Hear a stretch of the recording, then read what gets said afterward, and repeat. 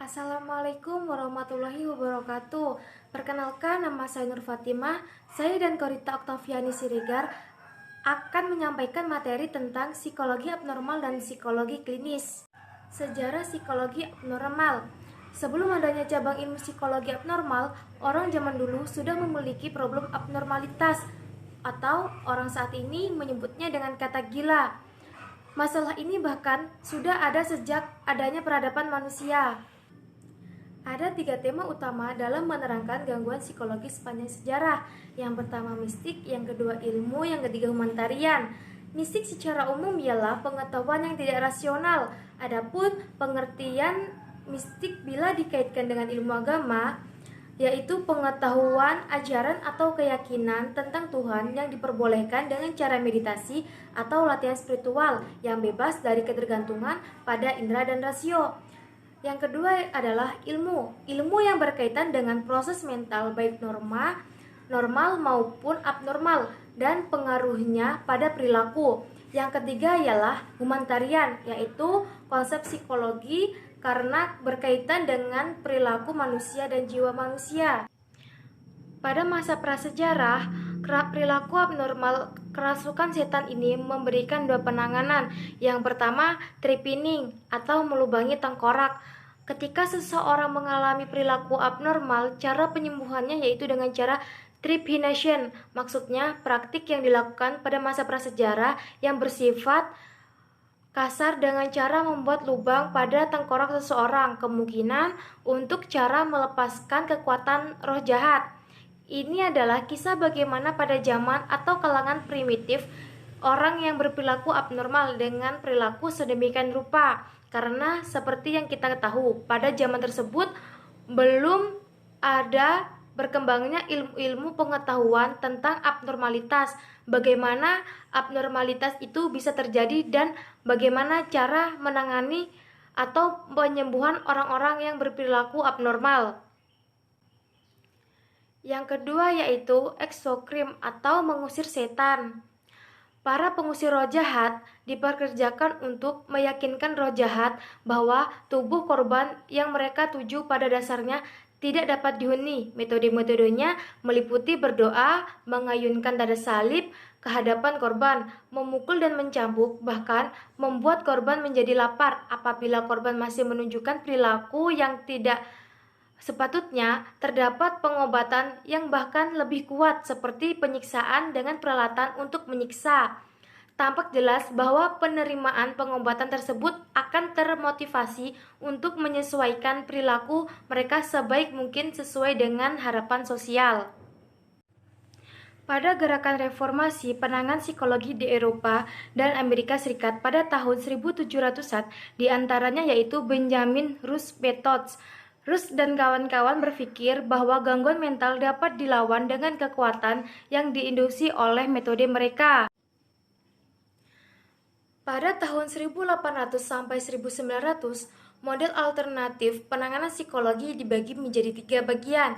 Yang pertama, model medik, yang kedua, mesmerism, hipnotisme, yang ketiga, psychoanalysis. Yang pertama yaitu model medik. Perilaku abnormal yang bersangkutan dengan kelemahan fisik atau simptom patologis yang dilihat sebagai akibat dari penyakit, kekurangan dan kelemahan biologis atau kimiawi. Inti dari model medis adalah adanya hubungan antara suatu gejala dengan sebabnya tertentu. Model medis ini sering juga disebut dengan medical orientation, ialah orientasi yang menyatakan bahwa gangguan kejiwaan mempunyai landasan biologis termasuk fisik, saraf, dan organik. Orientasi ini didasarkan pada pendekatan psikologi biologis yang dalam terapannya muncul pemahaman terutama menyangkut psikologi klinis dan psikologi medis. Yang kedua adalah mesmerism hipnotisme, yaitu pada awal hipnosis tergantung pada suara dan kata-kata untuk menyebabkan keadaan transi. Sementara mesmerism menggunakan sangat sedikit kata dan secara otomatis dapat meningkatkan keadaan transi. mesmerin bermanfaat untuk kondisi psikologi somatik, sedangkan hipnosis verbal tampaknya lebih efektif untuk kebiasaan dan perubahan perilaku. Yang ketiga yaitu psikoanalitik model. Ini dibagi menjadi dua bagian. Yang pertama, psikoanalisis dan psikoterapi. Psikoanalisis yaitu predisposisi kepekaan dan tampak kerapuhan adalah hasil introspeksi bahwa adegan faktor luar. Yang kedua adalah psikoterapi, adalah usaha penyembuhan untuk masalah yang berkaitan dengan pikiran, perasaan, dan perilaku. Psikoterapi juga diartikan sebagai penyembuhan atau pengobatan atau perawatan. Psikoterapi juga dengan istilah terapi kejiwaan, terapi mental, atau terapi pikiran. Pada akhir abad ke-20, masa tantangan menyiapkan terapi manusiawi dan efektif. Yang pertama, medikasi. Yang kedua, gerakan deinstitusi. Yang ketiga adalah mengelola layanan kesehatan. Nah, perilaku apa yang normal dan perilaku apa yang tidak normal? Perilaku yang normal adalah kondisi mental yang tumbuh dan didasari motivasi yang kuat ingin meraih kualitas dari yang lebih baik, baik dalam keluarga, kehidupan kerja atau profesi maupun sisi kehidupan. Dan perilaku apa yang tidak normal? Mental tidak sehat ialah orang yang secara potensial memiliki kemampuan tetapi tidak punya keinginan atau usaha untuk mengaktualisasikan dirinya secara optimal. Ada 3 pengertian utama gangguan jiwa. Yang pertama, menyimpang dari standar kultural atau sosial. Yang kedua, ketidakmampuan menyesuaikan diri atau biasa disebut dengan maladaptif. Yang ketiga yaitu menyimpangnya secara statistik, violasi atas norma sosial. Nah, bagaimana bisa muncul perilaku abnormal? Ada beberapa penyebab bisa munculnya perilaku abnormal, yaitu yang pertama, penyebabnya tidak tunggal, memiliki banyak penyebab. Yang kedua, berkaitan dengan sesuatu sebelum gangguan itu muncul, faktor bawaan, predisposisi, kepekaan, dan kerapuhan. Yang ketiga yaitu predisposisi, kepekaan, dan tanpa kerapuhan adalah hasil interfaktor bahwa adegan faktor luar.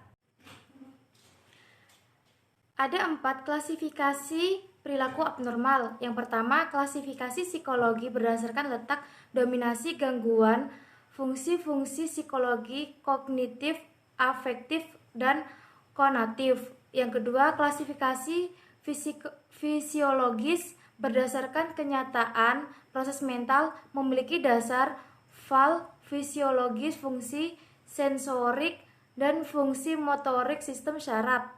Yang ketiga, klasifikasi etiologis berdasarkan sebab-sebab gangguan perilaku.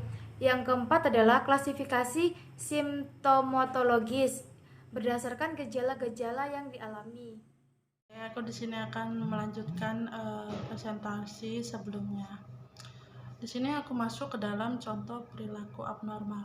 Sebenarnya untuk contoh perilaku abnormal itu sangat banyak sekali ya. Tapi untuk mempersingkat waktu, saya akan membahas sedikit dari contoh perilaku abnormal. Nah, yang pertama itu ada psikopat. Psikopat itu berasal dari bahasa Yunani. Psikopat artinya psaiki dan pathos. Psaiki itu jiwa, pathos itu penyakit. Jadi psikopat itu adalah seseorang yang memiliki penyakit jiwa. Nah, gimana sih karakter dari psikopat ini? Nah, karakter dari psikopat ini adalah orang yang sangat pandai untuk berpura-pura, terus membuat kamuflase seolah-olah tuh dirinya tuh seperti korban gitu. Tetapi bukan korban, jadi dia itu hanya mementingkan diri sendiri untuk keuntungannya sendiri, tapi otomatis sangat merugikan orang banyak. Nah, contohnya dari psikopat ini adalah orang yang pandai dalam berpura-pura, mengadu domba, menyebar fitnah, terus kayak memutarbalikan fakta gitu, berbohong demi mendapat tujuan. Nah contohnya kayak gini, saya nih suka nih sama salah satu laki-laki, tapi laki-laki ini nggak suka dengan saya, tetapi laki-laki ini suka dengan sahabat saya. Jadi saya itu kayak menjelek-jelekan sahabat saya. Contohnya nih, oh si ini tuh seperti ini. Nah itulah ciri-ciri psikopat. Jadi pandai untuk berpura-pura ya. Nah menurut penelitian beberapa peneliti, latar belakang dari psikopat ini adalah seorang pembunuh, pemerkosa, dan perampok. Pokoknya ya lumayan tragis ya. Nah, yang kedua itu ada penyimpangan seksual. Penyimpangan seksual itu ada dua macam kelainan pada objek. Ini yang kita bahas dari sudut pandang objek dari penyimpangan seksual. Nah, objeknya adalah yang pertama itu homoseksual. Nah, homoseksual ini suatu penyimpangan seksual yang dilakukan antara lelaki dengan lelaki atau sesama jenis kelamin pria. Nah yang kedua itu lesbian. Lesbian itu hubungan seks yang dilakukan sesama wanita dengan wanita atau sejenis wanita. Yang ketiga ada biseksual. Biseksual ini ketertarikan terhadap dua jenis kelamin. Contoh kayak laki-laki oke, wanita oke gitu loh. Nah, terus ada pedofilia. Nah, pedofilia ini anak-anak yang dijadikan sebagai objek pemuas seksual. Itu pedofilia. Nah, ada lagi fetisisme. Fetisisme ini benda mati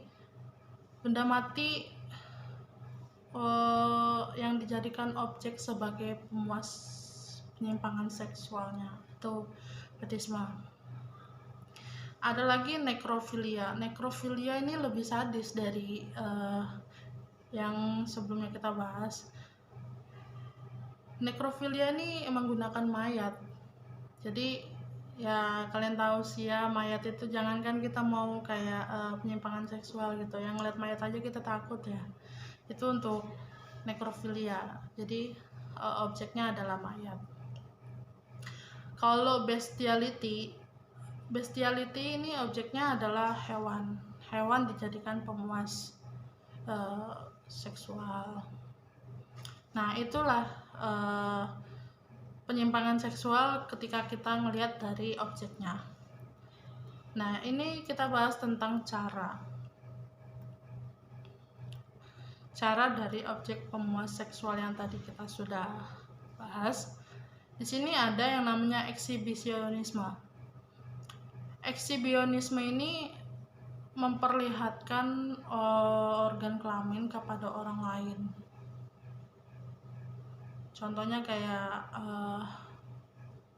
banyak tuh ya yang viral itu, ada orang yang gak dikenal tiba-tiba kayak ngeluarin untuk ngeluarin alat kelaminnya. Itu eksibisionisme.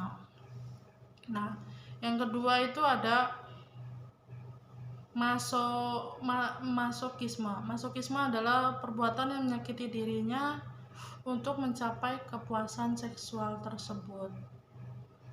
Nah itu lebih banyak diderita oleh wanita ya. Yang ketiga ada sadisme. Sadisme itu pemuasan seksual yang dicapai dengan menyakiti orang lain secara psikis dan psikologi. Nah itu kalau kita lihat dari cara-caranya ya. Kita masuk lagi ke dalam contoh dari perilaku abnormal.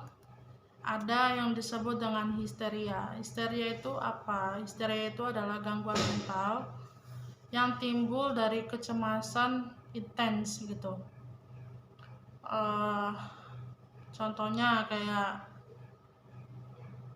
kita itu ada marah sama orang tapi kita nggak bisa ngungkapin ke orang tersebut, jadi kita sabar dipendem, tapi suatu ketika ada masanya kita kayak capek, lelah, tiba-tiba meledak emosinya. Jadi kita tuh nggak bisa kontrol, nggak bisa menyadari untuk sisi dari emosi.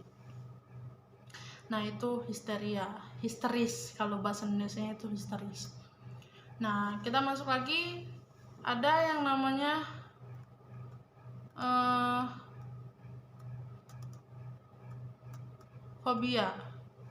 fobia ini sesuatu rasa takut yang sangat berlebihan. Mungkin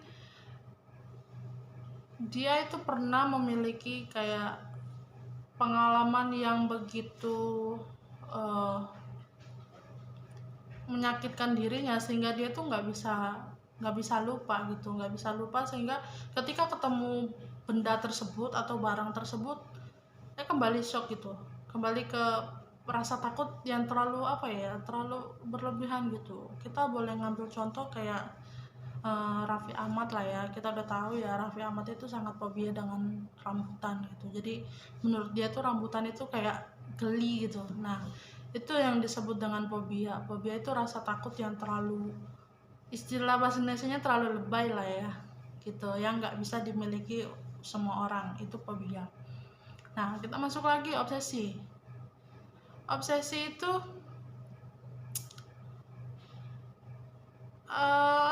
obsesi itu kayak kita ingin mencapai sesuatu, ingin banget kita terobsesi nih. Contohnya kayak kita terobsesi pengen jadi artis, kita pengen banget jadi artis. Jadi mau jadi enggaknya kita jadi artis, pokoknya kita terobsesi. Jadi artis itu sebagai titik dari tujuan kita gitu.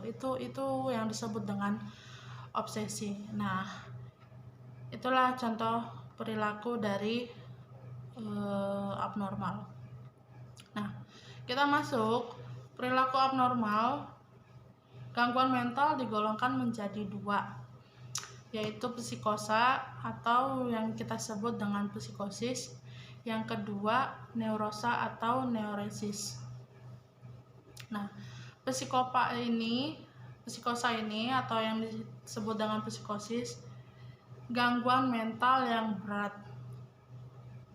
sehingga kita tidak bisa mengontrol diri dan dapat membahayakan kita sendiri ataupun orang lain. Kalau masyarakat awam itu menyebutnya sebagai orang gila, itu psikosis ya. Yang kedua neurosis. Neurosis ini gangguan mental yang ringan yang banyak dialami kebanyakan orang pada umumnya, tetapi dia tidak menunjukkan gejala yang sangat mencolok. Jadi orang yang memiliki neurosis ini kayak kita tuh nggak nyangka oh ternyata dia tuh mengidap neurosis. Nah itu. Lanjut, bentuk-bentuk dari psikosis. Bentuk dari psikosis ini ada 3, yaitu mania depresif. Mania depresif ini gangguan mental yang dialami atau ditandai dengan 2 episode perasaan, gembira dan sedih secara bergantian dalam waktu yang berturutan atau secara berurut gitu. Tanda-tandanya kayak gembira berlebihan, pikirannya cepat, meloncat-loncat. Jadi gini, mania depresif itu 2 episode. Dia tuh tiba-tiba gembira nih, nggak tahu ada sesuatu hal yang kayak membuat dia senang, gembira yang terlalu berlebihan sampai meloncat-loncat. Nah itu mania depresif ya. Ketika dia sudah bergembira, nggak tahu tiba-tiba kayak nggak ada hal yang membuat dia sedih, tapi dia tiba-tiba kayak gelisah. Tadinya yang dari gembira menjadi sedih. Nah itu mania depresif. Nah jenis dari mania depresif ini ada hipomania ringan, mania akut, mania deliri atau yang mania berat. Itu ada 3 kategori dari mania ya. Nah yang kedua melankolia. Nah, melankolia ini gangguan mental yang ditandai dengan perasaan yang sedih dan kehampaan. Nah, tanda-tanda dari melankolia ini depresi dan ketakutan. Jadi jalan pikirannya tuh menjadi lambat sehingga dia itu banyak yang menyebabkan dia seperti tidak fokus kepada hidupnya. Nah, itulah yang disebut dengan melankolia. Yang ketiga, paranoid. Paranoid kita udah sering dengar ya. Paranoid itu gangguan mental yang ditandai dengan perasaan curiga atau sombong yang berlebihan. Jadi dia itu merasa kayak mengagungkan diri, merasa dirinya tuh udah paling wow gitu, udah paling hebat. Itu yang disebut dengan paranoid. Tapi paranoid ini tidak walaupun dia tidak sembuh, tapi dia tidak akan sampai menjadi membuat gila. Nah, itu paranoid ya. Kita lanjut, schizophrenia. Schizophrenia ini gangguan mental yang ditandai dengan kehidupan jiwa yang terpecah. Tidak terdapat koordinasi selaras antara pikiran, perasaan, dan tindakan. Jadi gini, jiwanya itu nggak stabil, antara perasaan, pikiran, dan tindakan itu tidak sinkron. Contohnya kayak gini, pikiran saya gini, saya lapar, perasaan saya tuh lagi galau. Jadi ketika aku tuh lagi galau, tapi pikiran tuh aku lapar, tapi seharusnya kalau kita lapar kita makan ya, tapi tindakan kita nggak ada. Nah, itu yang disebut dengan schizophrenia. Jadi pikiran, perasaan, dan tindakan itu tidak sejalan atau tidak sinkron. Tandanya yaitu tidak ekspresif, tidak memperdulikan norma hukum atau masyarakat yang ada, tidak memperdulikan logika, tindakannya itu tidak beralasan. Nah, dan masih banyak ya, kalian bisa baca sendiri di dalam PowerPoint ini. Nah, itu schizophrenia. Nah, yang kelima ada yang namanya psikosa involusi atau prasenilis.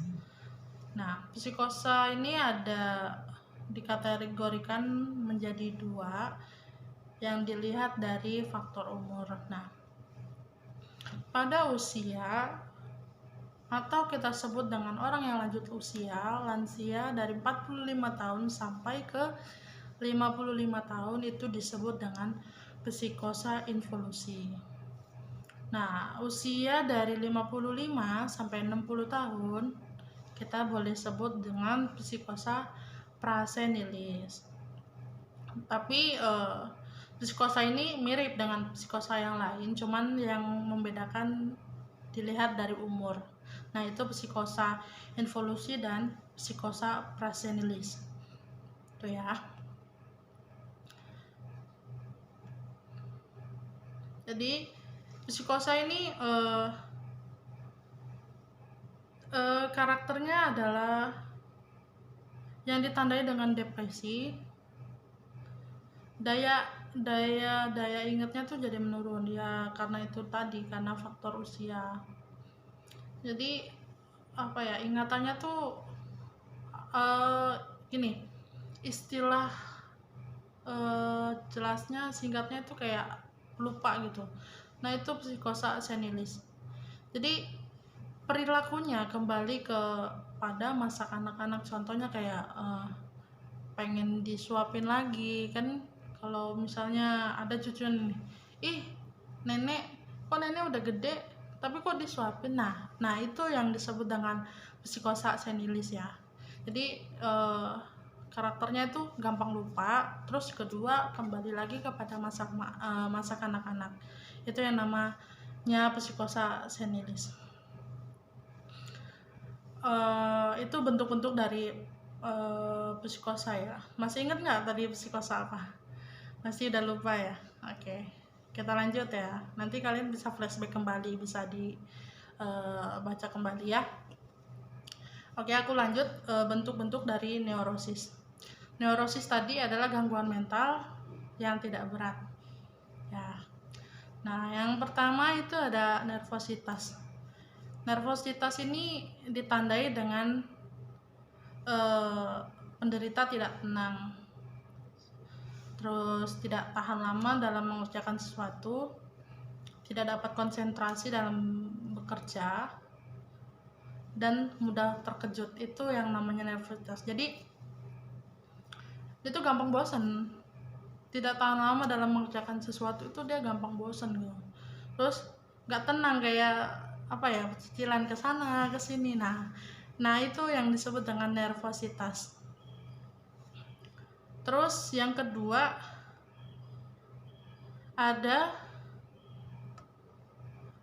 neurasthenia. Neurasthenia ini gangguan mental yang ditandai dengan perasaan amat lelah yang tidak dapat dihilangkan dengan istirahat, sakit kepala, tidur menjadi terganggu, tidak ingin makan, mudah marah dan mudah tersinggung. Itu neurasthenia.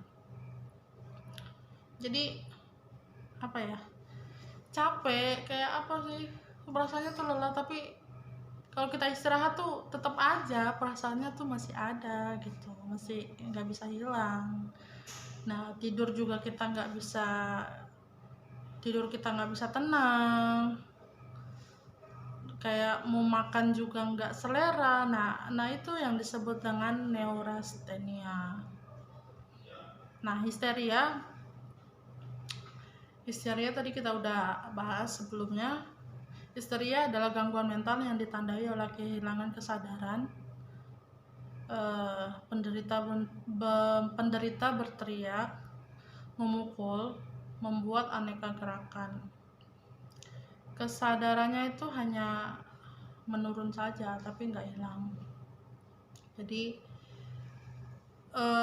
istilah singkatnya, histeria ini suatu reaksi atau suatu tindakan di mana ada kejadian yang pernah mengecewakan, sehingga ketika dia menjumpainya kembali dan dia tidak suka, akhirnya dia menjadi terkejut, sehingga dia tidak bisa mengontrol emosinya. Itu yang disebut dengan histeria. Ciri dari histeria ini ya, dia tuh nggak menonjolkan diri kalau dia tuh oh aku ini penderita histeria loh, bukan kayak gitu ya. Tapi histeria ini cenderung kepada egois. Jadi sakitnya ini tuh menjadi apa ya, menjadi senjata untuk dia mencari perhatian dari orang lain atau menjadi pusat perhatian gitu. Nah itu histeria. Kita lanjut lagi. Klasifikasi gangguan mental.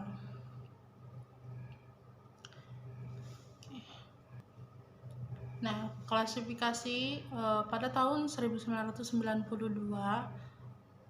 American Psychiatric Association atau APA mengeluarkan Diagnostic dan Statistical Manual of Mental Disorder revisi ketiga. Terus WHO menerbitkan International Classification Diagnostic of Mental Disorder. Yang ketiga, Indonesia menerbitkan Pedoman Penggolongan Diagnostik Gangguan Jiwa. Oke, kita masuk lagi ke dalam jenis-jenis dari psikologi. Nah, terapi psikologi. Nah, sebelum kita masuk ke dalam jenis-jenis dari terapi psikologi, kita harus memahami dulu ya, terapi psikologi apa. Nah, terapi psikologi adalah cara untuk membantu orang yang memiliki masalah mental atau emosional. Psikoterapi ini dapat membantu mengontrol gejala penyakit mental tersebut, sehingga orang yang memiliki penyakit mental dapat kembali menjalani aktivitas sehari-hari seperti biasanya gitu. Nah, itu terapi ya. Istilah kata cara untuk mengobati. Itu yang disebut dengan terapi psikologi. Nah, kita masuk ke dalam jenis-jenis terapi psikologi. Yang pertama, kita lihat berdasarkan tujuan diberikannya terapi psikologi. Di sini ada 3, yaitu prevensi, kurasi, dan rehabilitasi. Kita bahas satu persatu. Prevensi adalah tindakan untuk mencegah terjadinya suatu gangguan seperti penataan pola hidup, memperkuat proses adaptasi. Nah, itu prevensi. Jadi kita tata nih pola hidup dia sehingga bisa terstruktur ya, bisa tersusun. Terus ada lagi kurasi. Kurasi adalah usaha untuk tujuan penyembuhan, kayak terapi untuk orang-orang yang mengalami fobia. Yang ketiga, rehabilitasi. Rehabilitasi ini usaha untuk mengembalikan pasien ke masyarakat untuk menjadi swadaya dan berguna. Jadi gini, ketika seseorang yang memiliki penyakit mental sudah diobatin nih, nah udah diobatin, tinggal menuju ke proses rehab. Contohnya kayak orang yang narkoba, contoh ya, udah disembuhin, udah dikasih tahu nih, ternyata narkoba ini gak baik, narkoba ini nggak bagus untuk kesehatan, narkoba ini berbahaya. Nah, ketika seseorang sudah direhab, dikembalikanlah kepada masyarakat lingkungan asal dia berada. Jadi dari proses penyembuhan kan dia udah mulai menyadari nih, oh ternyata narkoba itu nggak baik. Jadi yang penderita ini ketika kembali kepada masyarakat, dia memberi himbauan kepada orang lain yang belum memakai narkoba. Jadi orang lain tuh bisa tahu ternyata narkoba ini bahaya. Nah, itu gunanya dari rehabilitas. Oke.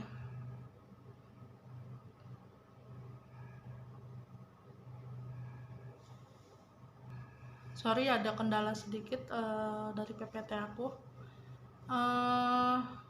Sebelum kita masuk jenis-jenis terapi tadi, kita masuk ke dalam peran dalam terapi atau klinik psikologi.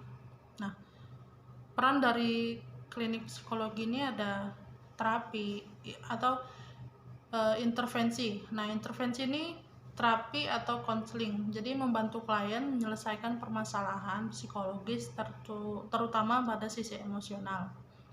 Nah, peran yang kedua ada assessment. Nah, assessment ini proses pengumpulan informasi mengenai klien untuk mendapatkan pemahaman yang lebih sebagai dasar pengambilan keputusan. Jadi sebelum kita mengambil keputusan, kita menyaring dulu nih, oh ini kita mempelajari dulu, oh ini ternyata ini, oh ternyata dia ini merupakan dari ini. Nah, itu assessment ya. Jadi proses pengumpulan informasi dulu. Jadi ketika kliennya itu bercerita, kita mengumpulkan informasi dulu. Yang ketiga, mengajar. Mengajar ini memberi informasi dan mengajar mengenai topik-topik yang termasuk ke dalam ruang lingkup kajian psikologi klinis. Yang keempat, konsultasi. Konsultasi ya itu tadi usaha dalam memberi masukan pada masalah klien dalam kelompok atau individu bisa. Nah, untuk mengembangkan kualitas diri atau organisasinya. Nah, itu peran dari psikologi klinik. Sorry ya, masih ada kendala tadi. Oke, kita masuk ke dalam jenis-jenis terapi psikologi yang kedua. Kalau tadi kita melihat dari sisi tujuan diberikannya jenis terapi psikologi. Nah, sekarang kita melihat dari sisi pendekatan. Nah, dari sisi pendekatan itu ada terapi biologis. Nah, berdasarkan pendekatannya ada terapi biologis. Jenis dari terapi biologis ada imunoterapi, antibodi monoklonal, terapi sitokin, vaksin kanker, terapi virus onkolitik, terapi gen, dan terapi sel adoptif. Itu terapi biologis. Nah, kita bahas satu persatu di sini. Ada imunoterapi. Nah, imunoterapi adalah terapi yang dilakukan untuk meningkatkan dan memperbaiki kemampuan sistem kekebalan atau imun sehingga mampu melawan sel-sel kanker. Jadi dengan adanya imunoterapi ini diharapkan sistem kekebalan tubuh itu dapat bekerja dengan baik. Nah, itu imunoterapi.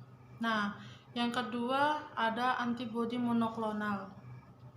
Nah, antibodi monoklonal ini sama aja sih kayak imunoterapi tadi ya, untuk kegunaannya ya untuk membunuh sel-sel kanker tanpa merusak atau menghancurkan sel-sel yang ada. Jadi kanker yang memakai antibodi monoklonal ini ada sel kanker payudara, kanker kulit, kanker darah, dan kanker kolorektal. Nah, kelebihan dari antibodi monoklonal ini dapat membunuh sel kanker lebih efektif dibanding dengan pengobatan radiasi atau kemoterapi. Kedua, dapat membantu kinerja dan terapi lainnya. Yang ketiga, memiliki efek samping yang relatif sedikit atau efek sampingnya itu rendah gitu loh. Nah, itu beberapa kelebihan dari antibodi monoklonal. Nah, terapi sitokin ini umumnya adalah hormon atau faktor pertumbuhan. Jadi istilah sitokin itu mencakup kemokin, interferon, interleukin, lifokin. Nah, untuk masalah ini aku kurang paham ya. Nanti kita tanya kepada Bunda yang bersangkutan mengenai ini. Nah, itulah sedikit lebihnya aku menjelaskan tentang jenis terapi berdasarkan pendekatan terapi biologis. Yang kedua ada terapi kejang listrik. Nah, orang yang pertama melakukan terapi kejang listrik ini ada Bini dan Charlotte.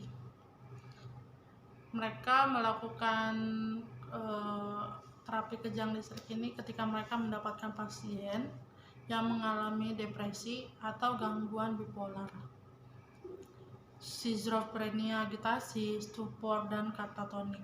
Nah, itu beliau menggunakan terapi ini untuk pasien tersebut. Ya, jadi nah, karena namanya ini terapi kejang listrik, otomatis menggunakan bahan dari listrik ya. Itulah terapi kejang listrik. Oke. The next, kita lanjut. Oke, jenis-jenis terapi psikologi bagian 3 ada psikoterapi, yaitu psikoanalisis. Nah, psikoanalisis ini berdasarkan teori dari represi seksual yang berawal dari harapan-harapan libidinal yang tidak terpenuhi pada memori atau seseorang individu yang tidak sadar. Nah, proses terapi ini antara lain membawa ke permukaan memori serta perasaan yang direpresikan. Nah, ada salah satu tokoh yang bernama Freud. Freud ini membuat proses dari psikoanalisis dibagi dengan 3 cara, yaitu recollection, repetition, and working truth. Nah, recollection itu adalah proses di mana pasien itu diingatkan kembali akan hal-hal yang sudah dilalui. Jadi recollection itu proses untuk mengingatkan kembali. Nah, sedangkan repetition ini proses pengulangan apa yang sudah dialami. Jadi instruksinya gitu loh, pengulangannya. Dan working ini proses pengerjaan atau reaksi dari pasien tersebut. Itu pengertian dari recollection, repetition, and working through. Kita masuk ke dalam terapi yang kedua, yaitu terapi psikodinamik. Psikodinamikan ini merupakan treatment yang time limitnya sekitar 10 sampai 12 sesi yang didasarkan pada teori psikoanalisis dan psikoterapi. Nah, psikodinamik ini kenapa orang lebih tertarik? Karena terapi psikodinamik ini lebih murah atau harganya lebih terjangkau dari terapi-terapi yang lainnya gitu loh. Yang ketiga ada hipnosis. Hipnosis ini aktivitas normal dari pikiran normal di mana perhatian lebih terfokus atau penilaian kritis sebagian ditangguhkan dan kesadaran perifer itu berkurang. Nah, cara kerja dari hipnosis ini adalah memberikan sugesti sesuai dengan tujuan terapinya. Jadi pasien hipnosis ini kayak disugesti gitu loh, untuk menghentikan suatu kebiasaan, melupakan suatu kenangan, dan membuat dia menjadi rileks atau pikirannya lebih fokus kepada hal-hal yang positif. Nah, itu cara kerja dari hipnosis. Yang kelima ada interpersonal terapi atau kita sebut juga ITP. Awalnya dirumuskan sebagai upaya untuk mewakili praktek saat psikoterapi untuk depresi. Nah, tujuan dari TP ini mengurangi atau menghilangkan gejala kejiwaan dengan meningkatkan kualitas hubungan interpersonal saat ini pasien dengan fungsi sosial. Jadi